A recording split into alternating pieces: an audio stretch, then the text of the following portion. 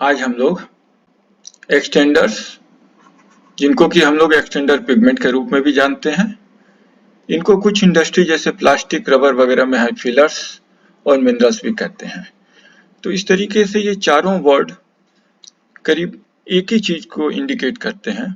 यहाँ extender pigment में extender word जो लिया है ये एडजेक्टिव के रूप में इसको लिया गया है, अर्थात वो पिगमेंट जो कि पेंट के अंतर्गत उसके वॉल्यूम को एक्सटेंड करते हैं उनको एक्सटेंडर कहते हैं। पहले इसको वॉल्यूम को एक्सटेंड करने के लिए इस शब्द का इस्तेमाल किया गया था, लेकिन धीमे धीमे समय के साथ इसके बहुत सारे अन्य उपयोग भी सामने आने लगे। तो एक्सटेंडर्स को आजकल केवल किसी पेंट के वॉल्यूम को बढ़ाना या उसको सस्ते करने के लिए इसका इस्तेमाल नहीं करते हैं, बल्कि इसको बहुत सारे अन्य कारणों से भी इसका इस्तेमाल किया जाता है। अब इसमें देखें हम लोग कि ये एक्सटेंडर्स और फिलर जो होते हैं ये सॉलिड पाउडरी मटेरियल होते हैं, जो कि वाइट हो सकते हैं या ऑफ वाइट हो सकते हैं। ये कलर नहीं होते हैं, एक्सटेंडर्स कभी कलर में आपको नहीं मिलेंगे। ये नेचुरल हो सकते हैं और सिंथेटिक भी हो सकते हैं। ये इनऑर्गेनिक होते हैं, एक्सटेंडर ऑर्गेनिक नहीं होते हैं, जबकि पिगमेंट आपको इनऑर्गेनिक और ऑर्गेनिक दोनों मिल जाते हैं। तो ये पिगमेंट से डिफर किस तरीके से करते हैं, क्योंकि पिगमेंट भी सॉलिड पाउडरी मटेरियल होते हैं। तो पिगमेंट से इसमें डिफरेंस होता है बेसिकली एक्सटेंडर्स की रिफ्रैक्टिव इंडेक्स जो होती है लो होती है। ये लो रिफ्रैक्टिव होने से क्या होता है, इनके अंदर पिगमेंट्री प्रॉपर्टी नहीं होती है। जैसे कि इसमें कलर आपको नहीं मिलेगा, ओपेसिटी नहीं मिलेगी, इसकी रिफ्रैक्टिव इंडेक्स लो होती है, अर्थात ये बहुत नैरो रेंज में होती है, 1.55 से लगाए 1.65 तक। जबकि किसी पिगमेंट को अगर देखेंगे तो पिगमेंट की जो रिफ्रैक्टिव इंडेक्स होती है ये आपकी 2.0 से लगाए 3.33 तक जा सकती है, या कुछ केस में इससे ऊपर भी हो सकती है। इसमें एक ब्रॉडर रेंज होती है और हाई रिफ्रैक्टिव इंडेक्स होती है। तो रिफ्रैक्टिव इंडेक्स जितना ज्यादा होता है उस पिगमेंट के अंदर ओपेसिटी उतनी ही अच्छी होती है, लाइट की स्कैटरिंग उतनी ही अच्छी होती है।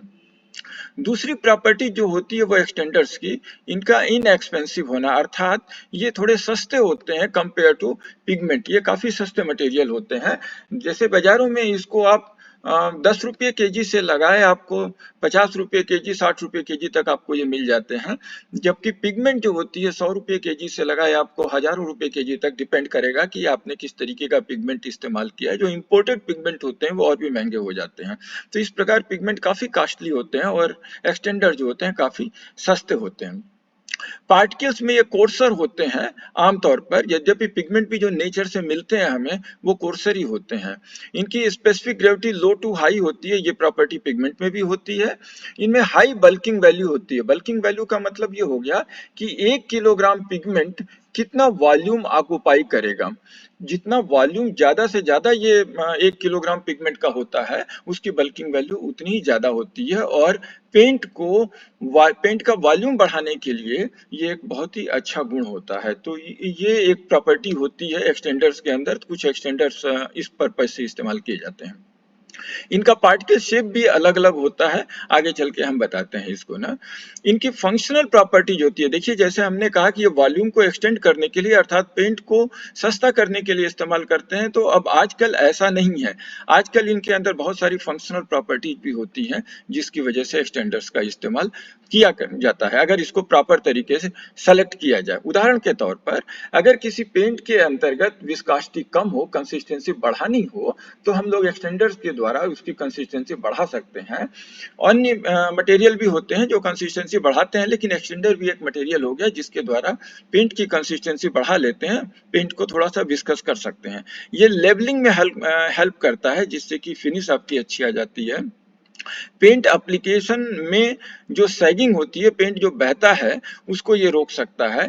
पेंट के अंदर पकड़ मजबूत कर सकता है, टूथिंग देता है, और पेंट के अंदर जो सेटलिंग होती है उसको भी ये रोक सकता है। जैसे कि प्राइमर में आप लोगों ने देखा होगा रेड ऑक्साइड नीचे बैठ जाता है, तो इस तरीके से अगर पेंट में ये थोड़ा सा इस्तेमाल किया जाए तो उसकी सेटलिंग को कम कर देता है। कुछ एक्सटेंडर्स जो होते हैं उनके अंदर मैकेनिकल प्रॉपर्टीज भी होती है, जैसे कि उनका ये मकानों के स्ट्रक्चर जैसे रीइंफोर्स किए जाते हैं, उसी प्रकार एक्सटेंडर्स से भी हम लोग पेंट की फिल्म को रीइंफोर्स करते हैं। आगे चलकर हम इस चीज को बताते हैं और क्लियर। बहुत सारे एक्सटेंडर्स के अंतर्गत मॉइस्चर रेजिस्टेंस प्रॉपर्टी भी होती है, अर्थात ये पानी से फिल्म को बचाते भी हैं, पेंट को पानी के प्रति प्रतिरोधक क्षमता पैदा करते हैं पेंट के अंतर्गत।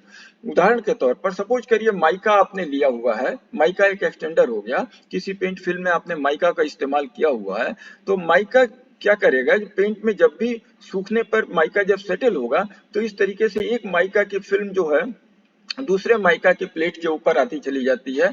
तो इस प्रकार एक बहुत ही स्ट्रांग बॉन्ड बना देते हैं आपस में, जिससे कि जब मॉइस्चर इसके ऊपर जब पानी बरसता है तो इस पानी का प्रभाव जो है इस माइका को पेनिट्रेट करके नीचे के सरफेस पर नहीं पहुंचता है। तो ये सब कुछ प्रॉपर्टीज होती हैं एक्सटेंडर की, जिसकी वजह से हम लोग एक्सटेंडर को इस्तेमाल करते हैं। ये हर एक एक्सटेंडर जब हम आगे डिस्कस करेंगे तो उसमें हम इसका डिटेल आप लोगों को बताएंगे। एक्सटेंडर जो है कभी कभी जैसे हमने बताया पिगमेंट महंगे होते हैं, तो पिगमेंट को सस्ता करने के लिए कुछ पिगमेंट को हम लोग एक्सटेंडर से रिप्लेस भी कर देते हैं। उदाहरण के तौर पर सपोज करिए आपने किसी पेंट के अंतर्गत 10 केजी टिटेनियम डाइऑक्साइड का इस्तेमाल किया हुआ है। अगर इस 10 केजी अकेले टिटेनियम डाइऑक्साइड की बजाय अगर हम 9 केजी टिटेनियम डाइऑक्साइड के इस्तेमाल करते हैं और इसके साथ हम 1 केजी सपोज करिए कोई एक्सटेंडर का इस्तेमाल करते हैं, सपोज करिए बेरियम सल्फेट का इस्तेमाल कर दिया, तो इससे क्या होगा कि बेरियम सल्फेट की कास्ट आपकी 10 रुपए केजी के आसपास होगी और टिटेनियम डाइऑक्साइड की कास्ट आपकी 250-300 रुपए केजी होती है। तो इस तरीके से जो टोटल पेंट का फार्मूलेशन है उसमें बगैर पेंट की प्रॉपर्टी को प्रभावित किए हुए हम पेंट की कास्ट को कम कर सकते हैं। तो ये भी काम एक्सटेंडर करते हैं, जो कि प्राइम पिगमेंट जो ट्रू पिगमेंट होते हैं उनको ये थोड़ा सा रिप्लेस कर देते हैं बगैर पेंट के परफॉर्मेंस को प्रभावित किए हुए। इसके अलावा भी बहुत सारी न्यूमरस प्रॉपर्टीज होती है एक्सटेंडर में, जिसको हम लोग आगे चल करके डिस्कस करेंगे। यहाँ पर जैसे हमने आपको बताया कि एक्सटेंडर या पिगमेंट का जो एक यूज होता है उसके पार्टिकल शेप की वजह से ये बहुत बढ़िया रोल प्ले करते हैं। जैसे अभी हमने आपको पहली वाली स्लाइड में बताया था कि एक्सटेंडर जो है रीइंफोर्स करते हैं अपने स्ट्रक्चर को। सपोज करिए किसी पेंट की फिल्म के अंदर ऐसा एक्सटेंडर आपने डाला जिसके अंदर निडल का शेप है या उसके अंदर एक फाइबर की तरीके का शेप है, तो ये शेप अगर आप देखेंगे तो जिस प्रकार बिल्डिंग में हम लोग सरिया का इस्तेमाल करते हैं, उसी प्रकार पेंट फिल्म के अंदर अगर हम लोग इसको इस्तेमाल करते हैं इन एक्सटेंडर को, तो ये सरिया की तरीके से उस फिल्म को काफी मजबूती प्रदान करते हैं। इसी प्रकार प्लेट की तरीके का ये स्ट्रक्चर है, जैसे हमने ऊपर आपको माइका का एक एग्जाम्पल लेकर के बताया। अगर माइका का प्लेट के तरीके का स्ट्रक्चर होता है, तो अगर कोई एक्सटेंडर जिसमें कि प्लेट की तरीके का उसका पार्टिकल शेप है, उसका इस्तेमाल अगर हम किसी पेंट फिल्म में करें, तो ये प्लेट एक दूसरे के ऊपर ओवरलैप कर जाती हैं और इस तरीके से वाटर के अगेंस्ट बहुत अच्छा ये रेजिस्टेंस पैदा कर देती हैं। तो इसका इस्तेमाल हम लोग पार्टिकल शेप की वजह से भी एक्सटेंडर का इस्तेमाल कभी कभी पेंट के अंतर्गत किया जाता है। ये बहुत ही इंपॉर्टेंट पार्ट प्ले करता है extender, because of their property, because of their particle shape, because of their characteristic mechanical properties। ठीक है, अब यहाँ पर हम थोड़ा सा देखें कि एक्सटेंडर किस क्वांटिटी में पड़ते हैं और इनका बेसिकली पेंट के अंतर्गत ये किस किस पेंट के अंदर किस किस क्वांटिटी में जाते हैं और इसका कितना परसेंटेज जो है पेंट के अंदर ये प्ले करते हैं। तो यहाँ एक चीज हम लोग ध्यान दें कि एक पेंट अगर देखा जाए तो पेंट मुख्यतः इन 4 इंग्रेडिएंट से मिल करके बना रहता है। एक तो होता है रेजिन या पॉलीमर या आयल्स, इन सबों को हम लोग बाइंडर या फिल्म फार्मर या मीडियम के रूप में भी जानते हैं। दूसरा इनके अंदर सॉलिड इंग्रेडिएंट होता है, ये होता है पिगमेंट या पिगमेंट और एक्सटेंडर्स। इन दोनों के इस्तेमाल से दोनों को मिला करके इस्तेमाल करते हैं या पिगमेंट प्योर अवस्था में इस्तेमाल करते हैं। तो दूसरा यही एकमात्र सॉलिड मटेरियल होता है किसी भी पेंट के अंतर्गत। बाकी के जो इसके अलावा ये है या सॉल्वेंट थिनर है या एडिटिव है, ये सब आपके लिक्विड अवस्था में रहते हैं। केवल सॉलिड मटेरियल आपका यही वाला पोर्शन आपका सॉलिड मटेरियल के रूप में पेंट में इस्तेमाल किया जाता है।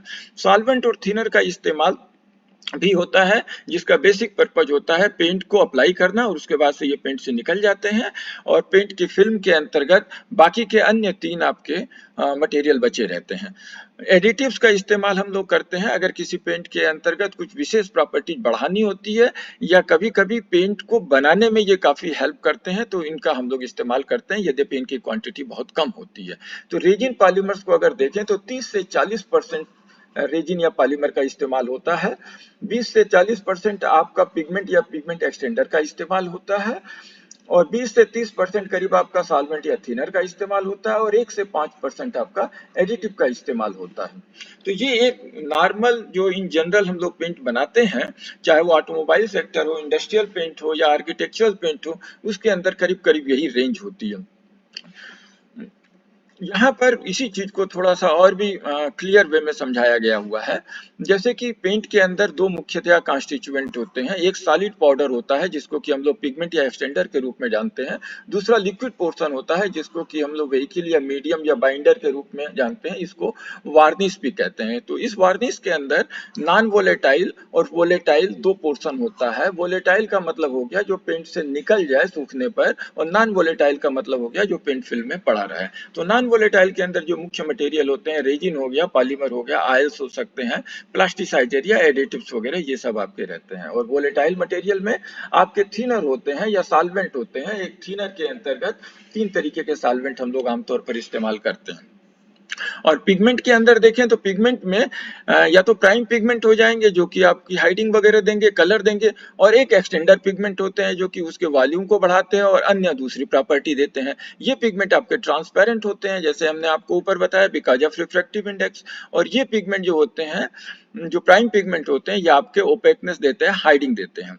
इनके अंदर जो प्रॉपर्टीज होती है ये ऑप्टिकल प्रॉपर्टीज होती हैं, ये कलर देते हैं, ग्लास देते हैं, हाइडिंग देते हैं। जबकि एक्सटेंडर आपका हाइडिंग नहीं देता है, कलर नहीं देता है, लेकिन ग्लास को ये प्रभावित कर सकता है।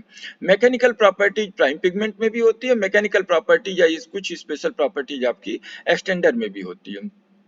फंक्शनल प्रॉपर्टीज आपकी प्राइम पिगमेंट होती है, एक्सटेंडर में ज्यादा फंक्शनल प्रॉपर्टीज नहीं होती है, लेकिन हीट रेजिस्टेंस वगैरह कभी किसी फिल्म में डेवलप करना होता है तो इसकी हम लोग कुछ क्वांटिटी को इस्तेमाल कर सकते हैं।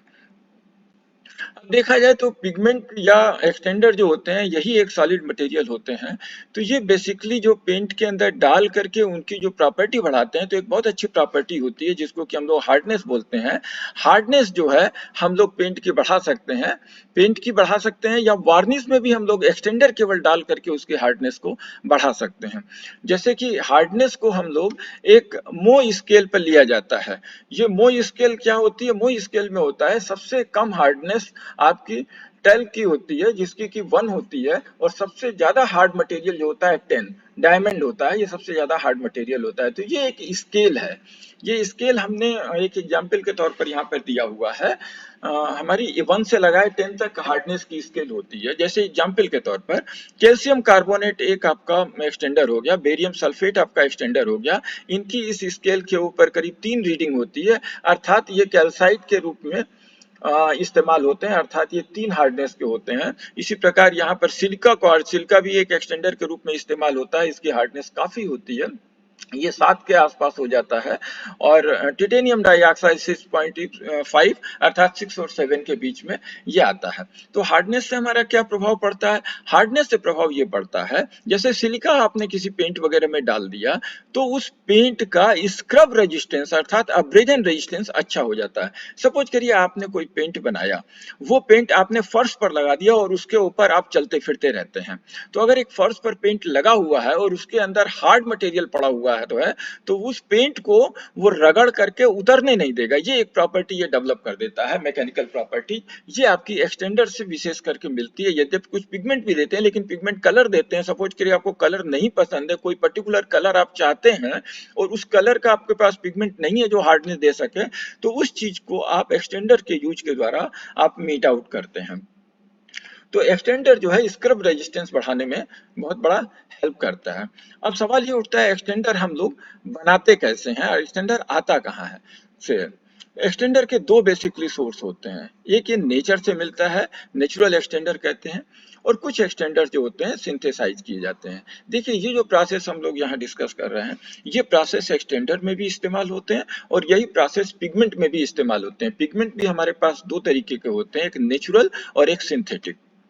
तो पिगमेंट या एक्सटेंडर में हम लोग क्या करते हैं, सबसे पहले इसके लम्प्स के रूप में हमें डायनामाइट वगैरह से कोई भी रॉक, नेचुरल का मतलब हो गया जो माइंस से मिलते हैं, तो माइंस में जो बड़ी बड़ी रॉक होती है उस रॉक को हम लोग डायनामाइट वगैरह से या अन्य किसी साधन से हम लोग उसको तोड़ करके छोटे छोटे लंप के पत्थर के टुकड़ों के रूप में हम इसको ले लेते हैं, और उसके बाद से इन टुकड़ों को हम लोग जो है इसमें जा क्रशर वगैरह में डाल करके इनको बारीक कर लेते हैं। तो ये पाउडर फॉर्म में हमारे निकल आते हैं इस तरीके से, जा क्रशर वगैरह से या बाल मिल में डाल करके, और इसके बाद से इसको फिर हम लोग लेविगेशन के द्वारा या फ्लोटेशन के द्वारा हम लोग इन पार्टिकल को, फाइन पार्टिकल्स को एक जगह कर लेते हैं, और जो कोर्स पार्टिकल होते हैं इनको हम लोग एक जगह कर लेते हैं। इस तरीके से हम इनको अलग अलग करते हैं। ये प्रोसेस आगे हम थोड़ा सा डिटेल आपको बता दे रहे हैं।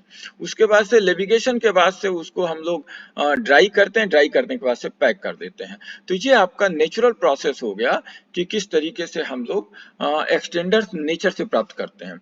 दूसरा हमारा साधन हो गया, दूसरा हमारा प्रोसेस हो गया या तो सिंथेटिक प्रोसेस है, जिसमें हम लोग या तो प्रेसिपिटेशन से प्राप्त करते हैं, या कैल्सिनेशन से करते हैं, या वोलेटिलाइजेशन से करते हैं।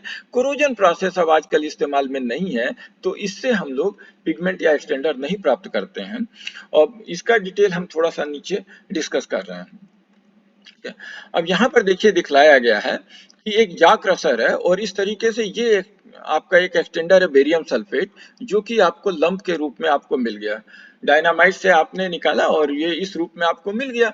इसको लेकर के आपने जा क्रशर में डाला। जब जा क्रशर या आपने बाल मिल में डाल देते हैं, तो यहाँ से निकलने वाला जो मटेरियल होगा ये आपका काफी फाइन मटेरियल होगा। लेकिन ये फाइन भी मिक्स हो जाते हैं, इसके अंदर बहुत फाइन और कोर्स फाइन ये आपस में मिले रहते हैं। तो इनको फिर हम लोग सेग्रीगेट कर सकते हैं, जैसे लेविगेशन के द्वारा या फ्लोटेशन के द्वारा। इसमें हम लोग क्या करते हैं, ये जो मटेरियल आपको यहाँ मिला, इस मटेरियल को हम लोग यहाँ पर जो है टैंक टाइप के बने हुए हैं, ये 4 टैंक है, 1 2 3 4, 4 टैंक है। तो पहले टैंक के अंतर्गत हम लोग पानी के साथ इसको मिक्स करके इसमें मिला देते हैं। तो यहाँ पर क्या होगा, जो बहुत हैवी मटेरियल होगा वो इस टैंक में नीचे बैठ जाएगा, और जो कोर्स फाइन मटेरियल होगा वो पानी में ऊपर पानी के साथ दूसरे टैंक में चला आएगा। अब यहाँ पर जो कोर्स मटेरियल होगा वो नीचे बैठ जाएगा, और जो फाइन मटेरियल होगा वो वापस तीसरे टैंक में चला आएगा। अब ये तीसरे टैंक में भी जो कोर्स मटेरियल होगा ये नीचे बैठ जाएगा, और जो फाइन मटेरियल होगा वो चौथे टैंक में चला आएगा। चौथे टैंक में जो फाइन मटेरियल होगा वो ऊपर यहाँ पर टोटल हम लोग इकट्ठा कर लेते हैं, या अगर कभी कभी हम लोग 5वां टैंक भी लगा देते हैं, तो 5वें टैंक में जो फाइन मटेरियल होगा उसको ट्रांसफर कर लेते हैं, कोर्स मटेरियल इसमें बैठ जाता है। तो इस प्रकार आप देखिएगा, तो 1 से लगाए 4 हम लोग इसी पिगमेंट को 4 डिफरेंट पार्टिकल साइज में हम लोग इकट्ठा कर लेते हैं। जैसे 4th में सबसे फाइन पार्टिकल्स आ जाएगा, यहाँ फाइन पार्टिकल हो जाएगा, और ये कोर्स पार्टिकल इसमें हमको मिल जाते हैं। तो पार्टिकल को हम लोग सेग्रीगेट कर लेते हैं इस विधि के द्वारा।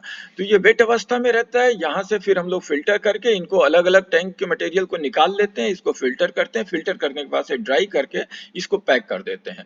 तो आप ये देखिए, ये बेरियम सल्फेट यहाँ से लंप से चला, और फाइनली हमको ये इस रूप में पाउडर फॉर्म में मिल गया। इसका इस्तेमाल फिर हम लोग पेंट या वार्निश में हम लोग इस एक्सटेंडर का इस्तेमाल करते हैं। तो ये एक प्रोसेस होता है जिसके द्वारा हम लोग जो एक्सटेंडर है वो बनाते हैं। दूसरे प्रोसेस आपका सिंथेटिक होता है, प्रेसिपिटेशन, जिसमें पहला प्रोसेस है। इसमें हमने आपको बताया, यहाँ पर एक एग्जांपल, यद्यपि हमने पिगमेंट का लिया है समझाने के लिए, ये एक बहुत ही पॉपुलर पिगमेंट बनाने का एग्जांपल है, जिसमें सोडियम क्रोमेट, ये एक वाटर सॉल्युबल सॉल्ट है। देखिए यहाँ पर सोडियम क्रोमेट ये लिया हुआ है, और जब पानी में घोल देते हैं तो इस प्रकार ये ट्रांसपेरेंट कलर का पानी मिल जाता है। दूसरा हम लोग सॉल्ट लेते हैं लेड नाइट्रेट। यहाँ पर देखिए लेड नाइट्रेट लिया हुआ है, इसको जब हम लोग पानी में घोल देते हैं तो इस तरीके का एक साल्ट हमारा ये बन जाता है, ये साल्ट सॉल्यूशन बन जाता है। जब इन दोनों को हम लोग मिलाते हैं, अर्थात इस पानी के अंदर जब इस लेड नाइट्रेट के पानी को जब डालते हैं तो हमारा एक प्रेसिपिटेट बनता है येलो कलर का, जिसको कि हम लोग लेड क्रोमेट कहते हैं। ये लेड क्रोमेट बनता है और इस प्रोसेस को हम लोग कलर स्ट्राइकिंग करते हैं। दो वाटर सॉल्युबल सॉल्यूशन के मिलने से जो प्रेसिपिटेट बनता है या जो पिगमेंट बनता है, इसको हम लोग कलर स्ट्राइकिंग कहते हैं। इसके बाद से जो ये आपका बन गया पिगमेंट, इसको फिर वॉश कर लेते हैं। वॉश करने के बाद से उसके बाद से इसको आप फिल्टर कर लेते हैं। फिल्टर करने के बाद से ड्राई कर लेते हैं और इस तरीके से ये मटेरियल आपका तैयार हो जाता है।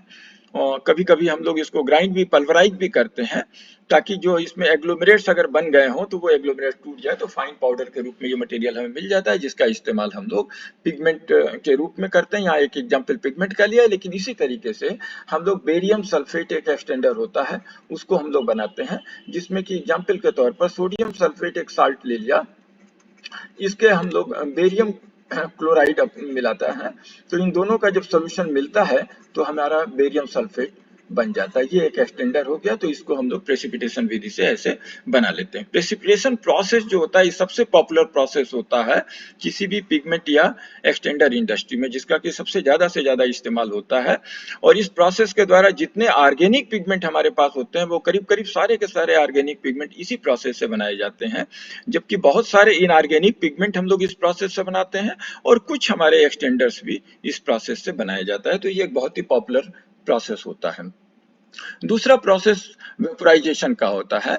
इसमें एक एग्जांपल हमने जिंक ऑक्साइड पिगमेंट का लिया हुआ है। इसमें क्या करते हैं, वेपोराइजेशन में हम लोग जिंक मेटल को जो है वेपर फॉर्म में कन्वर्ट कर लेते हैं। एग्जांपल के तौर पर सपोज करिए कोई कढ़ाई आपने लिया, जिसके नीचे आपने आग जला दिया और इसके अंदर जिंक मेटल आपने इस तरीके से ले लिया। ये जिंक मेटल क्या होगा कि जब 450 डिग्री सेंटीग्रेड या इससे ऊपर जब पहुंचते हैं तो ये वेपर्स फॉर्म में कन्वर्ट हो जाता है। इस वेपर्स फॉर्म को हम लोग एक ऊपर चिमनी लगा करके इस चिमनी से इसको इकट्ठा कर लेते हैं और यहाँ से हम लोग एयर पास करते हैं। एयर में चूंकि ऑक्सीजन होता है तो ये ऑक्सीजन के साथ रिएक्शन करता है। यहाँ से ये जो आपके फ्यूम्स आएंगे, ये फ्यूम्स ऑक्सीजन के साथ, ये फ्यूम्स जो होते हैं ये जिंक मेटल के वेपर होते हैं, जो कि ऑक्सीजन के साथ मिल करके ये जिंक ऑक्साइड बना देते हैं। और इस जिंक ऑक्साइड को फिर हम लोग किसी भी कंटेनर में इस तरीके से इसको इकट्ठा कर लेते हैं। तो ये जिंक ऑक्साइड बनाने की वेपोराइजेशन प्रोसेस है। इसी प्रकार एक कैल्सिनेशन प्रोसेस है। कैल्सिनेशन प्रोसेस में भी एक एग्जांपल हमने यहाँ पर रेड ऑक्साइड बनाने का दे रखा है। इसके अंदर किसी मटेरियल को कैल्साइन करते हैं, हाई टेम्परेचर के ऊपर जब हम लोग उसको जलाते हैं तो ये मटेरियल हमारा पिगमेंट या एक्सटेंडर के रूप में कन्वर्ट हो जाता है। यहाँ पर देखिए एक एग्जांपल हमने लिया हुआ है ग्रीन विट्रल अर्थात फेरस सल्फेट हेप्टाहाइड्रेट। ये फेरस सल्फेट हेप्टाहाइड्रेट जब 140 डिग्री सेंटीग्रेड पर हम लोग इसको गर्म करते हैं तो ये फेरस सल्फेट मोनोहाइड्रेट में कन्वर्ट हो जाता है। इस फेरस सल्फेट मोनोहाइड्रेट को जब हम लोग 600-900 डिग्री सेंटीग्रेड पर गर्म करते हैं तो ये रेड ऑक्साइड में आपका कन्वर्ट हो जाता है। यद्यपि ये प्रोसेस अब इस्तेमाल में नहीं है क्योंकि इसमें बहुत सारी पॉल्यूटेंट गैसेज निकलती हैं, इसलिए इस प्रोसेस को अब बंद कर दिया गया है। दूसरा एग्जाम्पल इसी का हमने दिया है, जिसमें कि सबसे पहले प्रेसिपिटेशन मेथड से हम लोग येलो ऑक्साइड बना लेते हैं, फिर येलो ऑक्साइड को जब हम लोग कैल्साइन करते हैं 400 डिग्री सेंटीग्रेड या इससे ऊपर तो ये हमारा रेड ऑक्साइड में कन्वर्ट हो जाता है। This is a very popular process, जिसका ज्यादातर कंपनियों में, ज्यादातर फैक्ट्रियों में इसका इस्तेमाल होता है रेड ऑक्साइड बनाने में। चौथा प्रोसेस कोरोजन प्रोसेस, ये हमने आपको बताया, ये अब इस्तेमाल में नहीं है क्योंकि इससे ज्यादा इकोनॉमिकल प्रोसेस आजकल हमारे पास अवेलेबल है। तो इस तरीके से ये 4 प्रोसेस हैं जिसमें से 3 इस्तेमाल में है और इनके द्वारा हम लोग एक्सटेंडेड या पिगमेंट को सिंथेसाइज करते हैं। अब यहाँ पर हमने दिखलाया हुआ है कि कौन कौन से एक्सटेंडर्स कौन कौन से होते हैं। तो एक्सटेंडर्स को ब्रॉडर रूप में उनके ग्रुप के आधार पर बांटा हुआ है। जैसे कार्बोनेट हो गया, सिलिकास हो गए, सल्फेट्स हो गए, सिलिकेट्स हो गए, और कुछ ऐसे होते हैं जिनको कि एक ग्रुप में न रख करके हमने मिसलेनियस करके रख दिया। बहुत सारे एक एक दो दो एक्सटेंडर होते हैं जिनको कि हमने मिसलेनियस ग्रुप में रख दिया। जैसे कार्बोनेट के अंदर आपका एग्जाम्पल हो गया कैल्शियम कार्बोनेट हो गया, सिलिका के अंदर आपका डायमेटेड सिलिका हो गया, सल्फेट के अंदर बेरियम सल्फेट आपका हो गया, कैल्शियम सल्फेट हो गया, सिलिकेट्स में आपका माइका हो गया, टाल्क हो गया, चाइना क्ले हो गया। तो ये इस तरीके से हर ग्रुप के अंतर्गत कई कई एक्सटेंडर हैं जिसको कि हम लोग अपने नेक्स्ट लेक्चर में हम लोग इसको डिस्कस करेंगे। Thank you.